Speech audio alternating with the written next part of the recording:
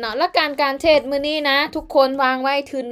100%ความหมายของทุน100%ก็คือเฮามีเงินในเท่าใดกันในกระเป๋าตอนนี้ก็คือ100%แล้วเฮาจะวางการเทรดจังไหนคือตุ๊กตานี่วางทุน100%นี่แม่น500โดยหลักการเทรดตุ๊กตาจะเดินทั้งหมด5รอบโดยการเดินเงินของตุ๊กตาแม่น10 30 70 150แล้วก็ไม้สุดท้ายออกอินเนาะจะเดินทั้งหมด5ไม้ถ้าหากว่าเสีย5ไม้เรียนคือหยุดถ้าหากว่าชนะ5ไม่เรียนก็คือหยุดคือกันเนาะโอเคทุกคนถ้าหากว่าไปฮอดเป้าหมายก็คือกำไร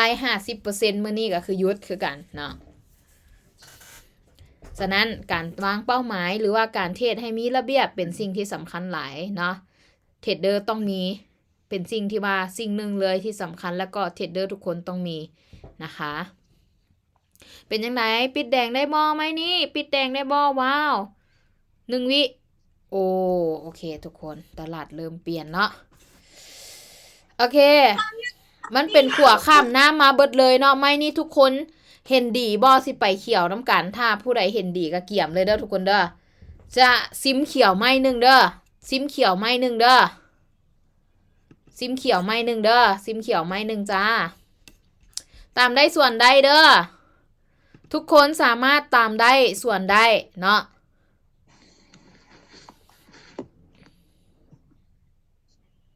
ไม่นี้ปกติเฮาว่าเฮาสิเทศตามเม็ดต่อเม็ดเนาะแต่ว่ามันสิว่าจังไหนมันแดงมาทางเทอมแล้วนะทุกคนแล้วมันเป็นรูปแบบขัวข้ามน้ำไปเลยเนาะแล้วมันมีเขียวเม็ดหนึ่งก็เลยตัดสินใจออกออเดอร์เขียวอยู่นี่เม็ดหนึ่งเด้อบ่มีอีหยังเด้อไม่นี่เด้อสูตรนี้ก็จะเป็นขัวข้ามน้ำเนาะเฉพาะเทอมนี้เลยนี่เทอมล่าสุดนี่เลยเนาะโอเค3 2 1โอเคสวย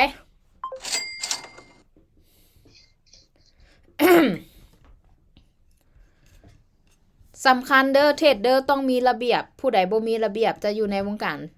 เทรดหรือว่าวงการการเงินบ่ได้เนาะโอเคไม่นี่เฮาจะบ่เทรดเด้อทุกคนเด้อเฮาจะรอให้ออกไม้ต่อไปแล้วเฮาสิเทรดเทอมต่อไปเนาะโอเคบ่เฮาจะเทรดเทอมต่อไปเด้อเฮาจะเทรดเทอมต่อไปเทรดนี้เทอมนี้เนาะเดากันลิ่นๆบ่แม่นเดาแล้ว sorry ใช้คำว่าผิดวิเคราะห์กันลิ่นๆเนาะไม้นี้เขียวอีกไม้นี่เขียวอีกวิเคราะห์กับลินได้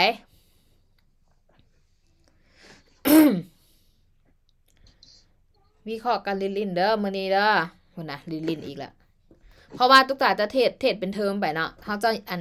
เนี้ยเม็ดนึงโอเคสวยเขียวนะโอเคตามได้ส่วนได้อีกคือเก่าเด้อเขียวใช้คำเว้าผิดน้อยนึงเด้อทุกคนเด้อในวงการการเทรดบ่มีเดานะมีแต่คำว่าวิเคราะห์เด้อเปลี่ยนคำเนาะเป็นคำว่าวิเคราะห์แทนนะคำศัพท์ของเทรดเดอร์ต้องเป็นคำว่าวิเคราะห์เนาะเทรดนะบ่แม่นลิ้นนะเดี๋ยวคำศัพท์พวกนี้จะไปอยู่ใน TikTok ของตุ๊กตาฝากติดตามเด้อทุกคนเด้อ TikTok เนาะตอนนี้ Congress ของตัวเองแล้วก็คือมีผู้ติดตาม 8,000 คนแล้วนะ 8,000 คนแล้วโอเคทุกคน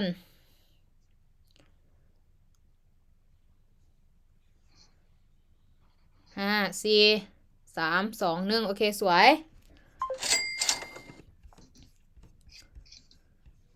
โอเคออเดอร์ต่อไปเขาจะเทรดตามอันนั้นก่อนเนาะเขียวต่อเด้อทุกคนเด้อเขาเอิ้นว่าตามผลลัพธ์เนาะความหมายก็คือเห็นบ่เม็ดนี้นี่เขียวนี่เขาจะเอาเขียวนี่อีกเม็ดนึงนะจ๊ะเขียวต่อเด้อเทรดตามผลลัพธ์เนาะหรือว่าเทรดเม็ดต่อเม็ดเทรดเม็ดต่อเม็ดจนกว่าจะเปลี่ยนสีแล้วเขาจะเปลี่ยนไปอีกเพราะว่าสังเกตทุกคนสังเกต4 เทอมที่ผ่านมาเนาะมันจะเป็นประมาณนั้นนะก่อนจะเข้าเทรดควรสังเกตตลาดก่อนเนาะว่าสตอรี่ผ่านมาเป็นแนวใดตลาดช่วงนั้นกำลังเป็นอย่างไซเวย์บ่เอาดาวเทนอัพเทนนี่อย่างต่างๆทุกคนต้องวิเคราะห์ก่อนเข้าเทรดเด้อนั่นคือเทรดเดอร์บ่แม่นว่าสิเข้ามาแล้วก็เขียวกับแดงอย่างเดียวเลยบ่มีเขาเอิ้นว่าบ่มีความรู้นะ สวยจากไม้เรียนแล้วทุกคนอ้าวทางนี้สิทางนี้4ไม้เรียนแล้ว ตายเข้ามามันได้2 ไม้โอเค 3 แล้วไม้ต่อไปเด้อตามได้ส่วนได้คือเก่าเด้อเขียวต่อจ้า เขียวต่อเด้อ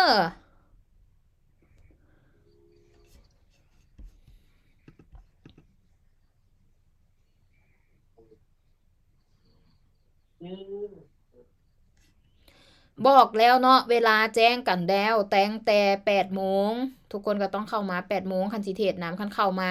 ตอนที่ได้บ่เข้าบัดเข้ามาแล้วตอนเสียผัดนู่นนั่นนี่อีกนะ5 4 3 2 3 2 1ทุกคน congratulation ไม่สุดท้าย โอเคมาทุกคนเฮาสิได้ไปถอนกันหรือบ่ไม้นี้นะไม้สุดท้ายนี่เฮาก็ยังสิเทศรูปแบบเก่าคือเก่าเนาะเฮาจะตามเขียวอีกจนกว่าจะเปลี่ยนไปแล้วเฮาจะเปลี่ยนตามเนาะเขียวเด้อตามได้ส่วนได้จ้าบ่มีไม้มั่นใจเด้อทุกคนเด้อบ่มีไม้อ่ออินนะบ่มีไม้100%บ่มีไม้1,000,000%มีแต่ไม้เทรดปกติ มีแต่ไม้เทรดปกติวิเคราะห์คูณเงินสำหรับลีดเดอร์ทุกตาแม่นต้องคูณเงินใช้สูตรคูณเงินถ้าเจ้าอยากกำไรเจ้าต้องคูณเงินเท่านั้นนะบ่มีโลกสวยบ่มีดราม่านะจ๊ะบ่มีโลกสวยแล้วก็บ่มีดราม่านะได้ก็คือได้บ่ได้ก็คือบ่ได้เท่านั้นทุกคนไม่สุดท้ายทุกคนขึ้นได้บ่1 วิขึ้นอีกนิดนึงโอเคขึ้น3 2 1โอ้ทุกคน5 ไม้เรียนสวย โอเคมักกำไรเท่าไหร่บวกให้แน่ไว้สวยตามเป้าบวกหลายทุกคนแต่ว่าบวก5 ไม้เรียนไงแต่อาจารย์ยังบ่ทันให้คิดฮอดกันซ้ำบ่ฮู้แหละเข้ามาซ่าเองบวกให้แน่ไว้ทุกคนบวกให้แน่ 70,000 คนในซูมแล้ว2คืออะไรอิน2เทื่อเหรอบวกเป็นเปอร์เซ็นต์เด้อห้ามบวกเป็นจำนวนเงินบวกเป็นเปอร์เซ็นต์ห้ามบวกเป็นจำนวนเงินเพราะว่าทุนแต่ละคนบ่คือกันจ้ะบวกมาเลยทุกคนบวกมาเลยขอเป็นเปอร์เซ็นต์จ้าหาก็เข้ามาทันไหมเดี๋ยวโอ้โหแจกซูมกันตั้งแต่8 โมงนะคะก่อนสิเพราะว่าเข้ามาตั้งแต่7 โมง40เนาะบวกร้อยโปสุดยอดเลยสุดติงสุดจัดบวกกันตั้งแต่บวกต้นซูมเลยโอเคเอาบวกเด้อคันบ่บวกมื้อหน้าบ่พาเทศเลยทุกคนนะบ่ได้ขอหลายนะบ่ได้บอกว่าโอนเงินเข้าบัญชีให้แน่นอนนะจ๊ะ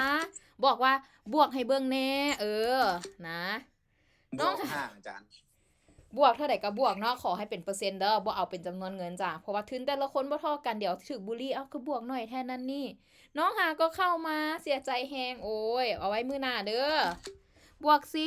10บวกเป็นเปอร์เซ็นต์ให้เอ้ยแน่บอยบ่ทันเข้านำจักออเดอร์โอ้ตายแล้วซูมของ Money Hunter เด้อทุกคนเด้อบ่ว่าจะเป็นของ Viper หรือ Leader ตุกตาถ้ามีการแจ้งซูมมัน8 โมงตรงเป๊ะนะจ๊ะ8 โมงตรงเป๊ะหรือว่าสแตนบายซูมไว้เลยก็ได้เนาะโอเค8บวก 80% คู่มีไผบวกอีก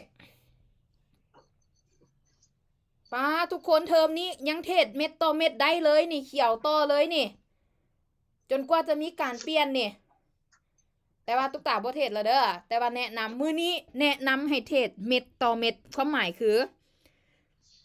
เม็ดที่มันออกมาเนาะสังเกตแถวที่1กับแถวที่3ถ้ามันออกสีอย่างนะตามเลย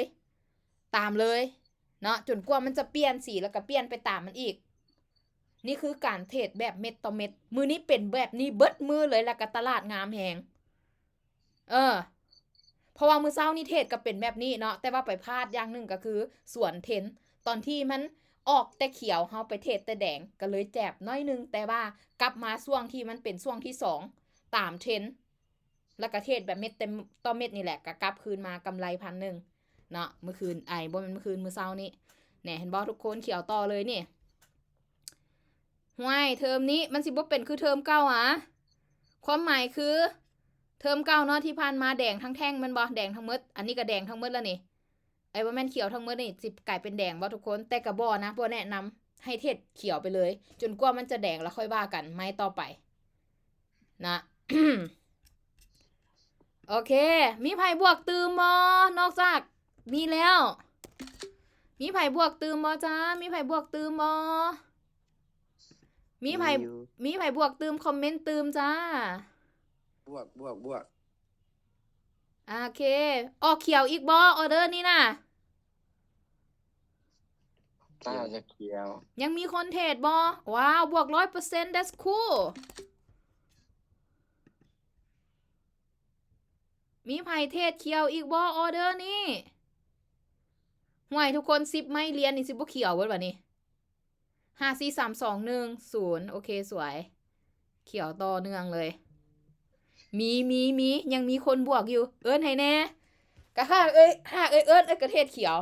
นะทั้งเทอมนี่คือเทศเขียวไปเลยนะโอเคคักหลายทุกคนคักหลายมื้อนี้คักหลายมื้อนี้ ร ทุ อก บ คน นี้เขียวบ่ ก็ยังเว้าไปแล้วเนาะว่าจังไหนก็เทศเขียว เพราะว่าทั้งเทอมนี่จะเอาเขียวไปเลย เพราะว่าเฮากำลังเทศเม็ดต่อเม็ดอยู่นะถึงมันจะแดงกับย่าไม้นี่ก็บ่เป็นหยังเนาะก็บ่เป็นหยังเพราะว่าเฮาก็มั่นใจของเฮานะเคยเว้าหั่นแหละถ้าเฮาเทศมั่นใจแล้วผู้ใดสิเว้าหยังเฮาก็บ่สนใจหรือแม้แต่ถ้าเฮาเทศเสียเฮาก็บ่ได้เป็นหยังเพราะว่าหยังฮู้บ่ความมั่นใจเฮามาเต็มร้อยอย่างน้อยเฮาได้เรียนได้ศึกษาได้เจอกับตัวเอง อันนั้นแหละนะคะทุกคนค่ะห้วยใบแน่นคือขึ้นรัวๆ FT คือลงรัวๆไม่นี่ต้องแดงสิต้องเขียวสิโอเคสวยทุกคนปิดอยู่ที่แดงก็บ่เป็นหยังเพราะว่าเฮายังกำไรอยู่ถึกบ่ยกเซเว่นซะจากออินนะโคตรโหดเลยมื้อนี้ทุกคนเฮาใช้เวลาเทรดเพียงแต่5ไม้เท่านั้น5นาทีนะโอเคอำลาพาจากกันทุกคนขอบใจทุกคนที่เข้ามาเทรดน้ำกันถือความเอื้อยแม่นแล้วขอบใจทุกคนที่เข้ามาเทรดน้ำกัน แต่ละลาย โดยเจอกันในโอกาสหน้า แล้วก็ฝากทุกคนติดตามFacebook ตุ๊กตาเนาะถ้าหากว่าตุ๊กตาจะมาเทรดมื้อใดตุ๊กตาจะโพสต์ลงใน Facebook บ่ว่าจะเป็นหน้าฟีดของตัวเองแล้วก็สตอรี่เนาะให้ทุกคนติดตามแล้วก็คันผู้ใดยังบ่มีรหัสซูมกับอินบ็อกซ์แค่นั้นเลยแล้วก็จะย้ายรหัสซูมให้เนาะเพราะว่าพวกเราคือครอบครัวเดียวกัน FT Trading Family โอเค Good night ทุกคนบ๊ายบาย see you next time จ้า บ๊ายบาย บ๊ายบายค่ะ